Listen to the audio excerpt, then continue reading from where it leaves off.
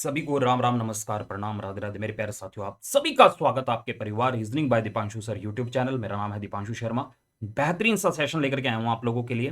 Calendar year repetition. देखो मेरे प्यारे साथियों, ये एक प्रश्न आपके हर एग्जाम में बनता है। आपसे पूछा जाता है कि वर्ष 2022 का कैलेंडर किस वर्ष के समान होगा, कितने वर्ष के बाद रिपीट होगा। तो मेरे प्यारे साथियों, एक सेकंड का आंसर है इसका कि 2022 का कैलेंडर 2033 में रिपीट होगा। तो हमें ये क्वेश्चन करना कैसे होता है और इस क्वेश्चन को करते टाइम क्या क्या प्रॉब्लम आती है, तो कुछ बातें मैं आप लोगों को बताऊंगा, कुछ टिप्स आप लोगों को देने वाला हूं। कुल मिलाकर के अगर मैं बात करूं, ये सेशन आप लोगों को ट्रिक्स और बेसिक दोनों सिखा देगा इस टाइप के क्वेश्चन को लेकर के। तो चलिए स्टार्ट करते हैं देरी ना करते हुए। तो कैलेंडर ईयर रिपीटेशन, सबसे पहले यार एक काम कर दो, इस चैनल को सब्सक्राइब नहीं किया हुआ है तो सब्सक्राइब जरूर कर लो और वीडियो को लाइक शेयर जरूर कर दीजिएगा अगर आपको पसंद आए तो। अगर नहीं पसंद आए तो बिल्कुल मत कीजिएगा। तो मेरे प्यारे साथियों, ये है 2022 का कैलेंडर। पहले तो प्रश्न समझ लेते हैं क्या है। प्रश्न क्या है मेरे प्यारे साथियों, देखो ये 2022 का कैलेंडर आप लोगों को दिखाई दे रहा है। 2022 का कैलेंडर बिल्कुल क्लियरली दिखाई दे रहा होगा।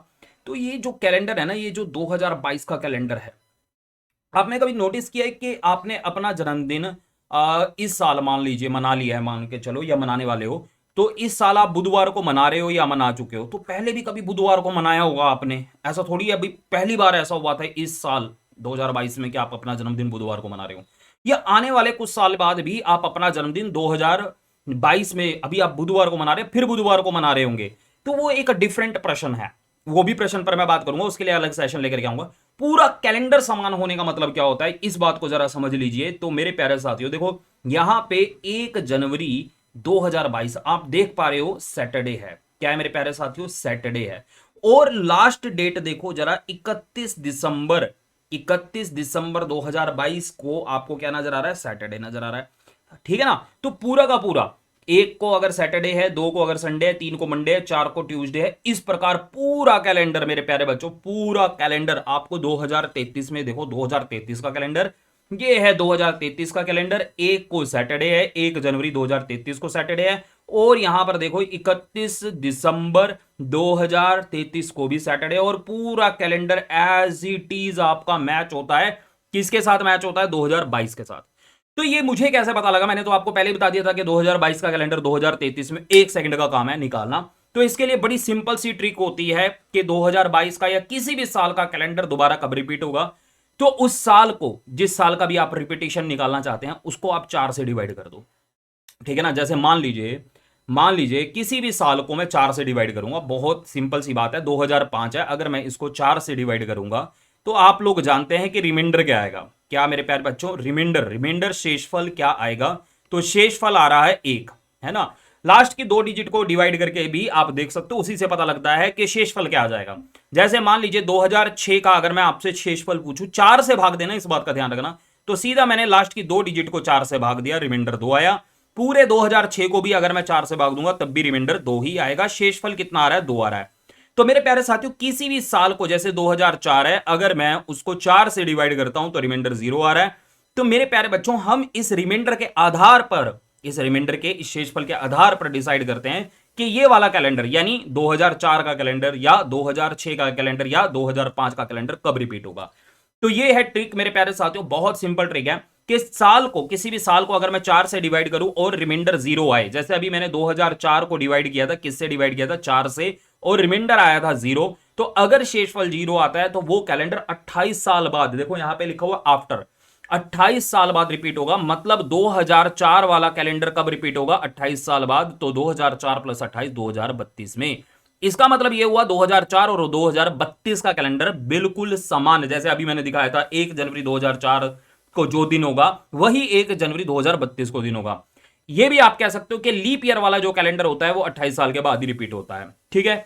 इसी प्रकार मेरे प्यारे साथियों, किसी साल को अगर मैं 4 से डिवाइड करूं और रिमाइंडर 1 आए, जैसे जैसे 2005, अब बात कर लेते हैं 2005, मैंने उसको 4 से डिवाइड किया तो रिमाइंडर आया 1, और जब रिमाइंडर आता है 1 तो वो कैलेंडर आफ्टर 6 ईयर, कितने, 6 साल के बाद रिपीट होता है। तो यानी 2005 प्लस 6, मुझे अब की बार क्या जोड़ना पड़ा, 6 जोड़ना पड़ा, और 2011 आया।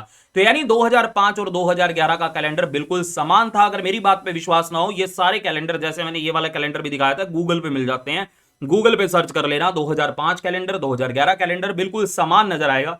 और कैसे समान नजर आएगा, 1 जनवरी 2005, 1 जनवरी 2011 सेम डे होगा पूरा 31 दिसंबर तक, 31 दिसंबर 2005, 31 दिसंबर 2011 सेम डे होगा। इसी प्रकार मेरे प्यारे साथियों, जब किसी साल को मैं 4 से डिवाइड करूं और रिमाइंडर 2 आए, फॉर एग्जांपल 2006, अगर ये मान लीजिए 2004 को मैंने 4 से डिवाइड किया तो रिमाइंडर 2 आया, या 2022 को ही हम ले लेते हैं, जैसे अभी 2022 का ही आप लोगों के सामने थंबनेल में प्रश्न था, तो अगर मैं उसको 4 से डिवाइड करता हूं तो रिमाइंडर आता है 2, और किसी साल को अगर मैं 4 से डिवाइड करूं और रिमाइंडर 2 आए तो ऐसा कैलेंडर 11 साल के बाद रिपीट होता है, आफ्टर 11 ईयर। तो यानी 2022 को का कैलेंडर 11 साल बाद रिपीट होगा, तो यानी 11 जोड़ देना है, तो हो जाएगा 2033। तो 2022 का कैलेंडर कब रिपीट होगा? 2033 में रिपीट होगा। और मेरे प्यारे साथियों, यही हमारा प्रश्न का आंसर है। अभी मैं और क्वेश्चन भी आपको करवाने वाला हूं, जो कि आप, मैं कह रहा हूं, बिना पेपर पेन के कर पाएंगे अगर आपके दिमाग में ये है। और आपका कैलेंडर एक और बच जाता है कि अगर रिमाइंडर 3 आता है, जैसे मान लीजिए 2007 का कैलेंडर अगर मैं पूछूं कि कब रिपीट होगा, 4 से आपने डिवाइड किया, रिमाइंडर कितना आया? 3, और अगर रिमाइंडर 3 आता है तो वो कैलेंडर भी 11 साल के बाद रिपीट होता है। तो 11 मैंने जोड़ा, तो ये याद रखना पड़ेगा आपको, 28, 6, 11, 11, या फिर बेसिक से करना पड़ेगा। पहले ट्रिक देख लो, अगर याद रह जाए तो बड़ी अच्छी बात है, वरना बेसिक भी बताऊंगा। तो 2018 में रिपीट हो गया। क्या भैया ये मेरी बात समझ में आई? उम्मीद कर रहा हूं समझ में आ गई होगी। तो याद रहेगा कि अगर रिमाइंडर 0 आता है, शेषफल 0 आता है तो 28 साल के बाद रिपीट होगा, शेषफल रिमाइंडर 1 आता है तो 6 साल के बाद रिपीट होगा, और रिमाइंडर 2 या 3 आने पर वो कैलेंडर 11 साल के बाद रिपीट होता है, आफ्टर 11 ईयर। तो हमें 11 जोड़ देना है। तो चलिए कुछ प्रश्न इस आधार पर देखते हैं। पहला आपके सामने यहां पर प्रश्न बनता है, वर्ष 1976 का कैलेंडर किस वर्ष के समान होगा? तो आपका काम यह है कि 1976 को आप 4 से भाग दें, रिमाइंडर कितना आता है ये निकालें। तो जब मैं रिमाइंडर को निकाल रहा हूं तो मेरे प्यारे साथियों, रिमाइंडर हो जाता है 0। कितना हो जाता है? 0। तो भाई अगर 1976 को मैं 4 से भाग देता हूं तो रिमाइंडर 0 आता है, और रिमाइंडर 0 आने पर वो कैलेंडर मेरे प्यारे साथियों, आप लोग जानते हैं, 28 साल के बाद रिपीट होता है। ठीक है ना? जब रिमाइंडर 0 आता है तो 28 जोड़ना है आपको। तो 1976 28 साल के बाद रिपीट होगा, मतलब पूरा 1976 का जैसा कैलेंडर है वैसा सेम टू सेम कैलेंडर आपको कब देखने को मिलने वाला है? 28 जोड़कर आपको मिलता है 2004। तो प्रश्न का आंसर हो जाएगा 2004। अब आपके दिमाग में एक बात आती होगी, क्या बीच में कभी ये रिपीट नहीं होगा? 28 साल लगेंगे दोबारा वैसे ही कैलेंडर देखने में? तो बिल्कुल भाई, पूरा कैलेंडर 1 जनवरी 1976 से लेकर के 31 दिसंबर 1976 जो डेज निकल के आते हैं ना, वही सेम टू सेम डेज निकल के आएंगे 2004 में, और कुछ नहीं आएगा। और कुछ यहां पर देखो, अब अगर आप छुट्टियों की बात करें या पंचांग की बात करें तो वही वो नहीं पढ़ रहे हम लोग पढ़ रहे हैं ग्रिगोरियन कैलेंडर के बारे में। ये सब ग्रिगोरियन कैलेंडर के बारे में है, जो 1 जनवरी से 31 दिसंबर वाला कैलेंडर होता है, जिसमें चौथा साल हम लीप ईयर देखते हैं। वो सब जो हमारी मोबाइल के अंदर कैलेंडर होता है। 2005 का कैलेंडर किस वर्ष के समान होगा हम जान चुके हैं। 1 आया है रिमाइंडर, और जब रिमाइंडर 1 आता है तो 6 साल के बाद रिपीट होता है। 6 वर्ष हमें जोड़ना होगा, किसमें? 2005 में। तो 2005 प्लस 6 2011 हमारे इस प्रश्न का आंसर। मैं कह रहा हूं ये काम वर्बली भी हो सकता है, इतना सिंपल है। 2007 का कैलेंडर किस वर्ष के समान होगा? 2007 का कैलेंडर मेरे प्यारे साथियों किस वर्ष के समान होगा? रिमाइंडर आएगा हमारे पास यहां पर 3, तो 3 आने पर हमें 11 जोड़ना होता है। तो 2007 प्लस 11 2018 का कैलेंडर, 2007 का कैलेंडर बिल्कुल समान रहा। और मेरी बात पर अगर विश्वास नहीं होता तो आप लोगों को मैंने बता दिया है, गूगल पे जाकर के कैलेंडर 2007, कैलेंडर 2018 और मैच कर लेना, जैसे मैंने आज इस वीडियो में शुरू में ही आपको मैच करवाया है 2022 और 2033 का कैलेंडर। ठीक है? तो 2021 का कैलेंडर किस वर्ष के समान था मेरे प्यारे साथियों? तो 2021 को अपन ने डिवाइड किया, रिमाइंडर आया है अपने पास 1, और जब रिमाइंडर 1 आता है तो वो कैलेंडर मेरे प्यारे साथियों 6 साल के बाद रिपीट होता है। तो 2027 प्रश्न का आंसर हो जाएगा। बस हमें यह याद रखना है कि रिमाइंडर 0 आने पर 28 जोड़ना है, रिमाइंडर 1 आने पर हमें 6 जोड़ना है, जैसा कि अभी किया। रिमाइंडर 2 या 3 आने पर हमें 11 जोड़ना है। कितनी सिंपल सी बात है, क्या हम ये याद नहीं रख सकते? बहुत सिंपल सी बात है। वर्ष 2018 का कैलेंडर किस वर्ष के समान था? तो जब मैंने इसे 4 से डिवाइड किया, रिमाइंडर आया है 2, शेषफल 2 आने पर कितना जोड़ा जाता है आपको बताया, 2 या 3 आने पर 11 जोड़ा जाता है। 2029 में रिपीट होगा। तो 2018 का कैलेंडर किस वर्ष के समान? 2029 के समान। तो कुल मिलाकर के ये है मेरे प्यारे साथियों ये ट्रिक्स, ठीक है ना, कैलेंडर ईयर रिपीटेशन की ट्रिक्स। पर मैं यहां पे कुछ और बातें ऐड ऑन करना चाहूंगा। इतना तो आप लोग पढ़ ही लेते हो, कहीं ना कहीं आपको पढ़ने को मिल ही जाता है। तो मेरी इस वीडियो में क्या खास बात है, क्या आपको नया सीखने को मिलेगा, तो वो चलो इस पे बात कर लेते हैं। सबसे पहले अगर मैं बात करूं तो बेसिक क्या है भाई, ठीक है, और ये ट्रिक आपकी कहां पे जाकर के फेल हो जाती है, ठीक है ना। देखो, जब तक हर चौथा साल लीप ईयर है, जब तक हर चौथा साल लीप ईयर है, मेरी बात को ध्यान से सुनिएगा, जब तक हर चौथा साल, हर फोर्थ ईयर, हर चौथा साल लीप ईयर है, लीप ईयर है, ट्रिक काम करेगी। क्या मेरे प्यारे बच्चों, ट्रिक काम करेगी, ठीक है ना, कोई दिक्कत नहीं होगी, ट्रिक पे विश्वास कर सकते हो। अब क्या होता है मेरे प्यारे साथियों, सेंचुरी बदलती है। जैसे मान लीजिए अगर मैं बात करूं 1992 है या 1993 है, तो 1993 और 10 साल बाद क्या होगा, 2003 होगा। लेकिन 1993 से 2003 जब आप जा रहे हो तो बीच में आया था 2000, जो कि होता है एक सेंचुरी ईयर, है ना। सेंचुरी ईयर कौन से होते हैं मेरे प्यारे साथियों, सेंचुरी ईयर कौन से होते हैं मेरे प्यारे साथियों, 100, 200, 300, 400, 1500, 1600, 1700, 1800, 1900, 2000, 2100, ये होते हैं भाई साहब सेंचुरी ईयर, जिनके पीछे होती हैं 2 जीरो। जब बीच में सेंचुरी ईयर आता है ना, तब बीच में जब सेंचुरी ईयर आता है 400, 1600, 2000, 2400, इनके आने पे कोई दिक्कत नहीं होती, क्योंकि मैं अगर लीप ईयर की बात करूं तो 1900 यहां पर 96 लीप ईयर होगा, फिर सन 2000 लीप ईयर होगा और 2004 लीप ईयर होगा। हर चौथा साल लीप ईयर, मैंने अभी क्या बताया, जब तक हर चौथा साल लीप ईयर है ट्रिक काम करेगी, है ना। बीच में सेंचुरी ईयर आया और हमने देखा कि ये लीप ईयर ही है, तो ये ट्रिक काम करेगी। लेकिन कई बार बीच में सेंचुरी ईयर आता है और जैसे मैं कहूं 1893 में अगर 10 जोड़ दूं, 1893 में अगर 10 जोड़ दूं तो कितना हो जाएगा मेरे प्यारे साथियों, 1903 हो जाएगा।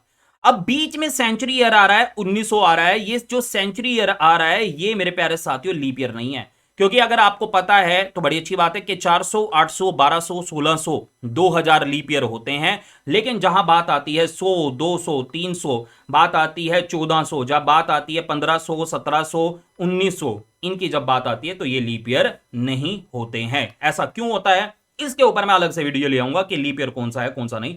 फिलहाल बात हो रही है कि भाई यहां पर बीच में सेंचुरी ईयर आया है 1893 से 1903 के बीच में, और इसमें 1900 जो सेंचुरी ईयर है वो लीप ईयर नहीं है। यहां पर सीक्वेंस ब्रेक होती है। कौन सी सीक्वेंस ब्रेक होती है, जो मैंने बताई कि हर चौथा साल लीप ईयर होता है तो ट्रिक काम करती है। 1896 के बाद अगर मैं बात करूं 1900 लीप ईयर नहीं है, 1904 लीप ईयर है, चौथा साल लीप ईयर नहीं प्लस 8वां साल लीप ईयर आ रहा है। यहां पर मेरे साथियों जो लीप ईयर का गैप है ना वो 8 साल का हो गया, मतलब 8 साल के बाद आपको लीप ईयर देखने को मिलेगा। तो यहां पे ट्रिक काम नहीं करेगी। तो यानी बीच में सेंचुरी ईयर आए और century year normal century year आए तो ट्रिक फेल हो जाती है, जो अभी हमने ट्रिक डिस्कस किया। वैसे ऐसा प्रश्न आने का रेयरेस्ट चांस होता है, लेकिन फिर भी बच्चों के क्वेश्चन के आंसर गलत हो जाते हैं, उनके माइंड में डाउट आ जाता है, क्या सर दिक्कत कहां है, तो दिक्कत यहां है। आपको पता होना चाहिए कि ये ट्रिक काम कब करती है, ये ट्रिक काम कब तक करती है। ये जो हम जब रिमाइंडर 0 आ जाता है, ये जो रिमाइंडर 0 आने पर हम 28 जोड़ रहे हैं, रिमाइंडर 1 आने पर हम 6 जोड़ रहे हैं, रिमाइंडर 2 या 3 आने पर हम 11 जोड़ रहे हैं, ये ट्रिक काम तब तक करती है जब तक हर चौथा साल लीप ईयर रहता है, ठीक है ना, लीप वर्ष रहता है, तब तक ये ट्रिक काम करेगी, कोई दिक्कत नहीं आएगी, चाहे बीच में सेंचुरी ईयर आए चाहे ना आए। समझ में आई बात। लेकिन अगर मेरे प्यारे साथियों हर चौथा साल लीप ईयर ना हो, बीच में अगर ऐसा एक ईयर आ जाए जो कि नॉर्मल सेंचुरी ईयर हो जाता है, नॉर्मल सेंचुरी ईयर, तब ये ट्रिक काम नहीं करती है। एग्जाम्पल के तौर पे अगर मैं आपसे पूछूं कि सन 1672 का कैलेंडर किस वर्ष के समान होगा, ये मेरा एक प्रश्न है, तो बहुत सारे बच्चे यहां पर पता क्या करते हैं, 1672 को 4 से भाग देते हैं और रिमाइंडर आ जाता है 0, रिमाइंडर 0 आने पर 28 जोड़ देते हैं, 28 जोड़ के आता है 1700, और 1700 इस प्रश्न का आंसर गलत है, क्योंकि इस प्रश्न का आंसर है 1712। अब आप कहोगे सर ये कैसे, हमें भी बताओ। तो इसके पीछे काम करता है बेसिक, ठीक है ना। तो यहां पर आपका 28 जोड़ना गलत हो जाएगा, ठीक है, आपने अगर 28 जोड़ दिया गलत हो जाएगा। जैसे मान लीजिए मैंने अगर आपसे पूछ लिया 1695 का कैलेंडर किस वर्ष के समान होगा, 1695 छोड़ो, मैंने पूछ लिया 1697, मान लीजिए मैंने पूछ लिया 1697 नहीं लेकर के चलते हैं, एक मिनट रुकिएगा, 1696, 95 लेकर चलते हैं, चलो 95, ठीक है ना। मैंने पूछ लिया 1695 का कैलेंडर किस वर्ष के समान होगा, तो 4 से मैंने डिवाइड किया और 4 से डिवाइड करके मेरे पास रिमाइंडर जो आ रहा है मेरे प्यारे साथियों 3 आ रहा है। अगर रिमाइंडर 3 आ रहा है तो हम तो 11 जोड़ देंगे, जैसा कि हमने रटा हुआ है। थोड़ा सा अभी तक मैं उस बारे में बात कर रहा हूं जब तक जितना हमने पढ़ा हुआ है। तो यहां पर बन जाता है 1706, लेकिन आंसर हो जाएगा गलत, क्योंकि हमने बीच में 11 तो मतलब ये देख करके कि रिमाइंडर 3 है, 11 तो जोड़ा, लेकिन ये चीज नोटिस नहीं की कि 1695 के बाद लीप ईयर है 1696 और 1696 के बाद जो लीप ईयर पड़ेगा वो 1704 में पड़ेगा, 1700 नहीं पड़ेगा। यानी 8 साल का गैप हो गया, बीच में सेंचुरी ईयर आ गया और नॉर्मल सेंचुरी ईयर आ गया, तो यहां पर ट्रिक फेल हो जाएगी, यहां पर आपका 11 जोड़ना गलत हो जाएगा। अब ये प्रश्न आपको बेसिक से करने पड़ते हैं, ठीक है। और रीजन बताता हूं कि बेसिक की जरूरत कब पड़ती है, और रीजन क्या है। मान लीजिए आप लोग बेसिक से क्वेश्चन कर रहे हैं और मैं पूछूं 1990 का कैलेंडर किस वर्ष के समान होगा, तो बहुत सारे प्रश्न में मेरे प्यारे बच्चों आपका आंसर दिया होता है 1996, और उसको सही माना गया होता है, उसको सही भी माना गया होता है। मैंने ऐसा प्रश्न देखा, मेरे को बच्चों ने भेजा कि सर इसका आंसर 1996 है, जबकि इसका आंसर 11 जोड़ करके होना चाहिए 2001। मैंने भी कहा बिल्कुल इसका आंसर 2001 ही होगा, लेकिन 1996 क्यों नहीं होगा, और वहां पर 1996 को करेक्ट माना गया है, और उस बुक के अंदर वो क्वेश्चन गलत है। बहुत बहुत पॉपुलर बुक है जिसके अंदर मैं बात कर रहा हूं कि 1990 का कैलेंडर किस वर्ष के समान होगा, और आंसर दिया हुआ है 1996। एक्सप्लेनेशन भी दे रखी है, जो एक्सप्लेनेशन मैं अभी देने वाला हूं, लेकिन उसके साथ साथ उन्होंने इसको सही माना। ऑप्शन में 2001 है ही नहीं, लेकिन अगर ऑप्शन में 2001 होता बिल्कुल आपको 2001 ही लगाना है, और 1996 कभी नहीं लगाना है। उसका रीजन समझ लो, पहले मैं आपको समझाता हूं बेसिक, ठीक है। चलो, तो अगर आप लोगों से पूछा जाए 1990 का कैलेंडर किस वर्ष के समान होगा, तो आप बेझिझक ट्रिक लगाइए, क्योंकि बीच में सेंचुरी ईयर आ रहा है, सेंचुरी ईयर 2000 आ रहा है, जो कि एक लीप सेंचुरी ईयर है, नॉर्मल सेंचुरी ईयर नहीं है। या यहां पर हम सीक्वेंस देखेंगे 1992 के बाद 1996 के बाद 2000 और 2000 के बाद 2004, तो यहां पर सीक्वेंस ब्रेक नहीं होती, मतलब हर चौथा साल लीप ईयर है। जब तक हर चौथा साल लीप ईयर है, हम आराम से अपनी निश्चिंत होकर के ट्रिक लगा सकते हैं, और यहां पर हमारा आंसर होगा 2001, ठीक है ना, क्योंकि 1990 को हमने 4 से डिवाइड किया, 4 से डिवाइड किया, रिमाइंडर कितना आया भाई, रिमाइंडर कितना आया, रिमाइंडर आया अपना 2, कितना आया 2, और जब रिमाइंडर 2 आता है तो हम 11 जोड़ते हैं। रिमाइंडर 3 आता है तब भी 11 जोड़ते हैं, 2 आता है तब भी 11 जोड़ते हैं, इतना आप सीख चुके हैं, ये तो ट्रिक है, ठीक है। अब बेसिक पे बात कर लेते हैं। किसी भी ईयर का रिपीटिशन ईयर निकालना है, फॉर एग्जांपल आपको निकालना है 2007 का, कि 2007 का कैलेंडर किस वर्ष के समान होगा। अभी 1990 वाले भी पे बात करूंगा, बहुत डिटेल में बात कर रहा हूं क्योंकि बेसिक पे बात कर रहा हूं। तो अगर आप बेसिक से जा रहे हैं तो बेसिक के लिए आपको क्या करना है। अगर मान लीजिए आप बेसिक से जा रहे हैं, तो पहली चीज आपको पता होना चाहिए कि ईयर 2 टाइप के होते हैं, normal year and leap year. Normal year आपका होता है 365 दिन का, लीप ईयर होता है 366 दिन का। और आपको पता है पूरा कैलेंडर हमारा ओड डेज पर हम लेकर के चलते हैं भाई। 365 की बजाय हम क्या कर सकते हैं, 7 से डिवाइड करके जो रिमाइंडर आता है वो ले सकते हैं। अगर आपको यह बात नहीं पता, फिर तो देखो बेसिक का कोई मतलब ही नहीं बनता। अगर आपको यह बात नहीं पता कि 365 की बजाय हम 1 यूज कर लेते हैं कैलेंडर में, और 366 को 7 से भाग देकर रिमाइंडर कितना आता है, रिमाइंडर आता है 2, ठीक है ना, हम 2 यूज कर लेते हैं। 365 की जगह 1 यूज कर लेते हैं, और 366 की जगह 2 यूज कर लेते हैं। अगर आपको यह नहीं पता तो भाई साहब आप पहले एक काम करो, वीडियो को यहीं पर रोक लो, और मेरी जो कैलेंडर वाली वीडियो पड़ी है वो देख लो, इसी चैनल पर पड़ी है, कैलेंडर 10 मैजिकल ट्रिक्स के नाम से बेहतरीन शानदार वीडियो है, जिसमें पूरा कैलेंडर क्लियर हो जाएगा। ईयर रिपीटिशन की डिटेल में बात मैं इस वीडियो में कर रहा हूं, उसमें नहीं किया है, इसलिए इसमें कर रहा हूं। तो पूरा कैलेंडर अगर आपको पढ़ना है तो कैलेंडर की 3-3.5 घंटे की वीडियो ऑलरेडी पड़ी हुई है, छोटी मोटी नहीं, 3-3.5 घंटे की वीडियो पड़ी हुई है, इसी चैनल पर देख लेना। तो भाई यहां पे बात आ रही है कि 365 की बजाय हम 1 और 366 की बजाय हम 2 यूज कर सकते हैं। देखो 2007 में ना, आप 1 जनवरी 2007 से चल रहे हो, तो 2 जनवरी 2007 से अगर आप चल रहे हो, यानी 2007 पूरा लेके चल रहे हो, तो 2007 में 365 दिन होते हैं, लेकिन मैं 365 की बजाय 1 यूज कर सकता हूं। फिर आएगा 2008, लेकिन 2008 की बात करें तो ये तो लीप ईयर है, 366 की बजाय तो लेने को तो हम ये भी ले सकते हैं, लेकिन इज द टाइम कंज्यूमिंग, हम ये लेकर के चलेंगे। 2009 की बात करें तो 1, क्योंकि नॉर्मल ईयर। 2010 की बात करें तो क्या लेना पड़ेगा, 1 नॉर्मल ईयर। 2011 की बात करें तो 1, क्योंकि नॉर्मल ईयर। हर चौथा साल लीप ईयर होता है, तो हर चौथे साल में हमें 2 लेना पड़ेगा, क्योंकि 366 दिन का। तो भाई ये हमें तब तक लिखते रहना है जब तक हमारे पास जो इनको जोड़ के रिजल्ट आ रहा है वो 7 या 7 का मल्टीपल, जो कि 14, 21, 28, 35 होता है, इतना ना हो जाए। क्या बोला मैंने, मेरी बात समझ में आई। इनको जोड़ के देखो, इनको जोड़ के देखो, 1 और 2 3, 3 और 1 4, 4 और 1 5 और 1 6। अभी यहां तक रिजल्ट कितना है, 6। या तो हमारे पास 7 बन जाए, या फिर 7 का मल्टीपल यानी 14, 21, 28, 35 बन जाए। तो कैलकुलेशन तब तक रखिएगा जब तक ये रिजल्ट ना आ जाए। अभी ये 7 तो आया नहीं है, तो हमें इस कैलकुलेशन को कंटिन्यू रखना पड़ेगा। सो गाइस 2012, जैसे ही मैंने 2012 लिखा तो 2 लिखना पड़ेगा, क्योंकि लीप ईयर। और यहां पर अभी 6 था, और 6 2 जोड़ करके हो जाएगा 8। तो क्या हमारी कैलकुलेशन अभी स्टॉप होगी? नहीं, हमें कंटिन्यू रखनी पड़ेगी। तो ये इस प्रश्न का बेसिक होता है, जो कि बहुत टाइम कंज्यूमिंग होता है, लोग बताते भी नहीं है, टीचर बताते भी नहीं है, क्योंकि स्टूडेंट को ये पढ़ना पसंद नहीं होता। लेकिन कुछ लोग होते हैं, कुछ स्टूडेंट जिज्ञासु होते हैं, जिनको पता होना चाहिए, जरूरी हो जाता है, मतलब उनके दिमाग में डाउट रह जाता है कि सर ये कैसे हो रहा है, ये कैसे हो रहा है, हम 28 ही क्यों जोड़ रहे हैं, 6 ही क्यों जोड़ रहे हैं, 11 ही क्यों जोड़ रहे हैं, वो जानना चाहते हैं। तो रीजन अभी आपको पता लग जाएगा। 2016 का मैं 2 लूंगा भाई, 2017 का मैं लूंगा 1। अच्छा, अब अगर मैंने इन जोड़ूं तो 1 और 2 3 और 1 4 और 1 5 और 1 6 6 और 2 8 8 और 1 9 और 1 10 और 1 11 11 और 2 13 और 1 14। जैसे ही मैंने 2017 तक ये सारे के सारे ओड डेज लिखे हैं, ओड डेज कहेंगे, ठीक है ना, 2007 के 365, 2008 के 366, आपको टोटल लेने, टोटल भी ले सकते हो, लेकिन कौन जोड़ेगा 365 366 365 365 365, नहीं जोड़ पाओगे। तो मैंने ओड डेज जब लिए, इनको जोड़ के देखा, तो 2017 में जाकर के मेरे पास रिजल्टेंट 7 या 7 का मल्टीपल, जैसा कि मैंने आपको बोला था, वो आ जाता है, यानी 14। तो वहां पर मेरी कैलकुलेशन स्टॉप हो जाती है। और ये कैलकुलेशन तब स्टॉप हुई है जब मैंने 31 दिसंबर 2017 तक लिया है, मतलब 2017 के मैंने 365 दिन लिए, 365 की बजाय 1 लिया, तब जाकर के ये कैलकुलेशन कंप्लीट होती है, मतलब 2017 खत्म। यहां पे 1 जनवरी 2007 से चले थे। तो इसकी जो शुरुआत है, अब जो शुरुआत होने वाली है 1 जनवरी 2018, उसके साथ मैच करेगी। इसलिए हम कह देते हैं कि 2007 का कैलेंडर 2018 के समान होगा। और ऐसा होता क्यों है?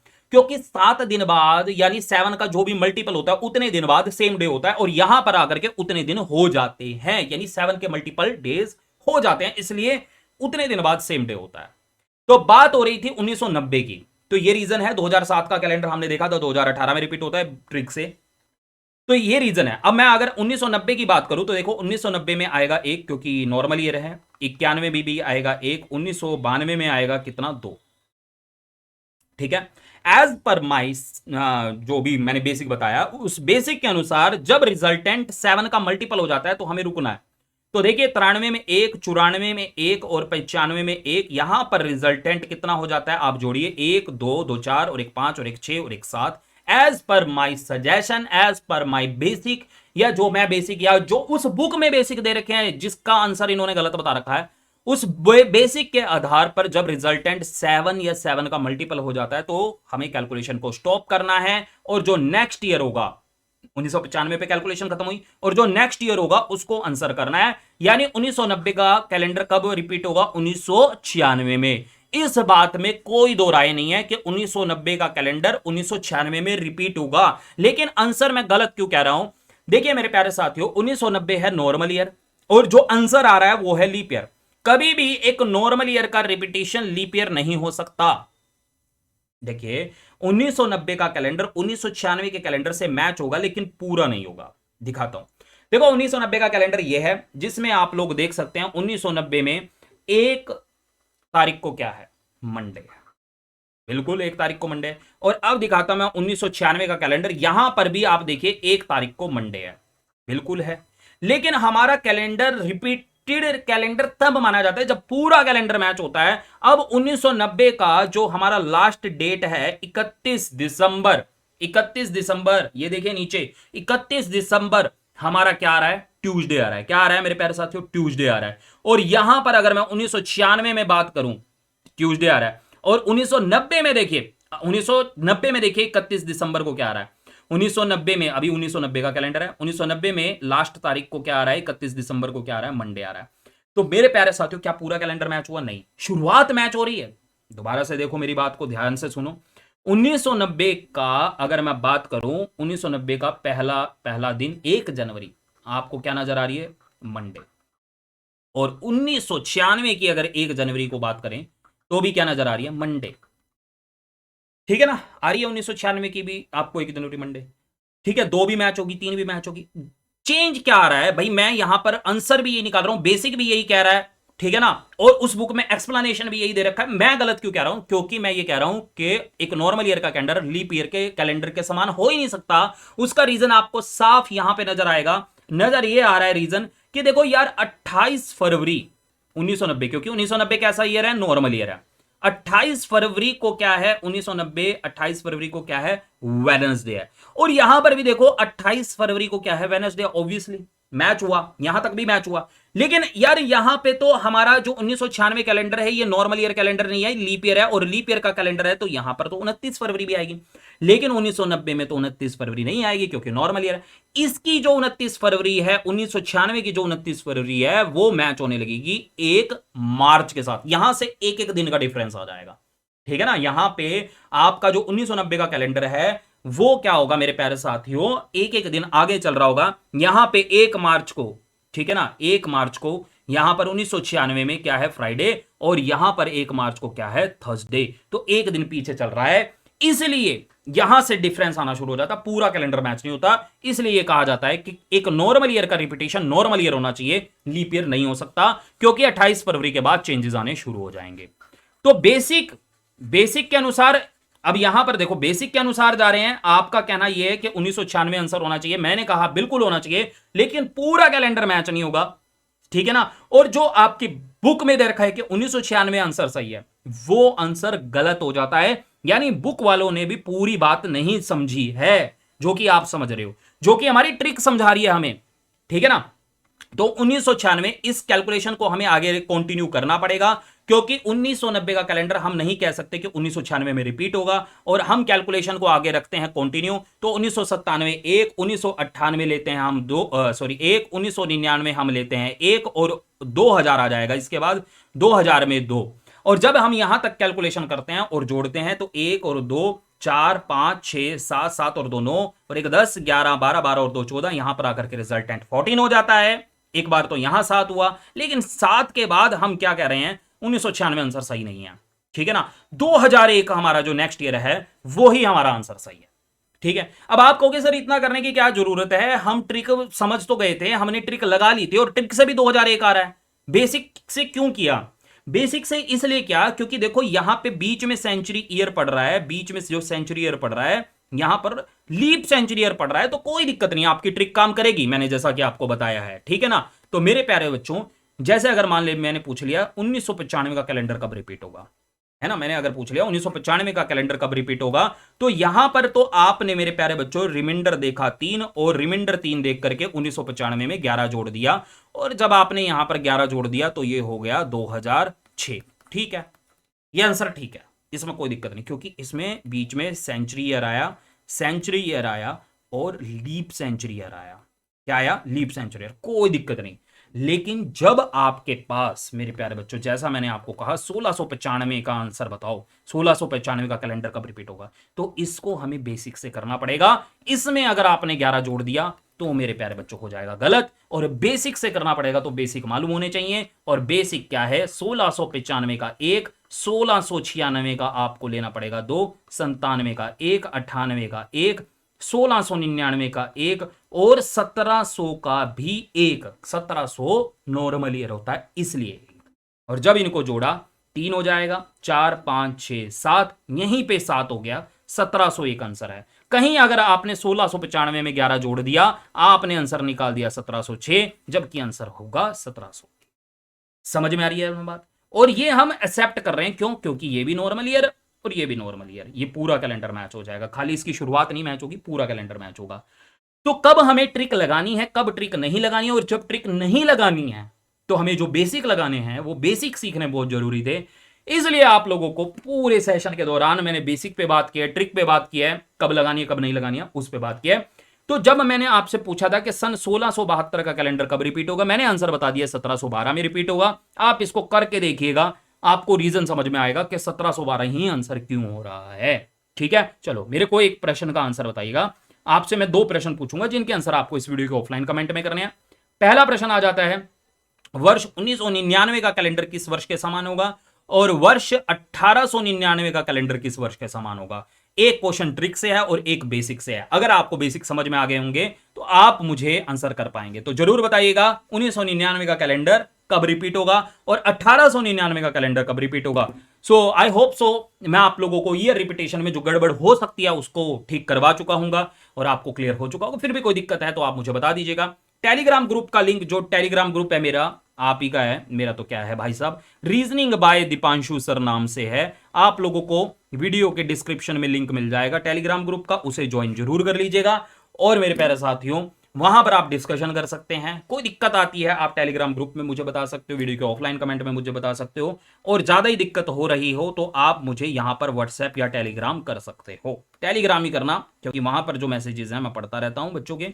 टेलीग्राम कर सकते हो इस नंबर पे, अगर ग्रुप नहीं मिल रहा है, कोई भी समस्या आ रही है तो ख्याल रखिएगा। टेक केयर, बाय बाय, सभी को राम राम नमस्कार प्रणाम राधे राधे। तो ये था ईयर रिपीटिशन का कंसेप्ट और ट्रिक। अगर दिक्कत लगी है तो बता दीजिएगा, मैं दोबारा आपको समझा दूंगा। इसमें वो जो वेराइटीज आती हैं, मतलब इसके तरीके के क्वेश्चन होते हैं पर क्वेश्चन अलग होते हैं, वो भी मैं जरूर करवाने वाला हूं आप लोगों को। ठीक है, चलिए तब तक के लिए राम राम नमस्कार प्रणाम, टेक केयर, ख्याल रखिएगा। जय हिंद मेरे प्यारे साथियों, बहुत बहुत धन्यवाद जुड़ने के लिए। चैनल पर नए हो सब्सक्राइब जरूर कर लीजिएगा, ये एक गुजारिश है, अपने दोस्तों के साथ शेयर जरूर कर दीजिएगा। धन्यवाद।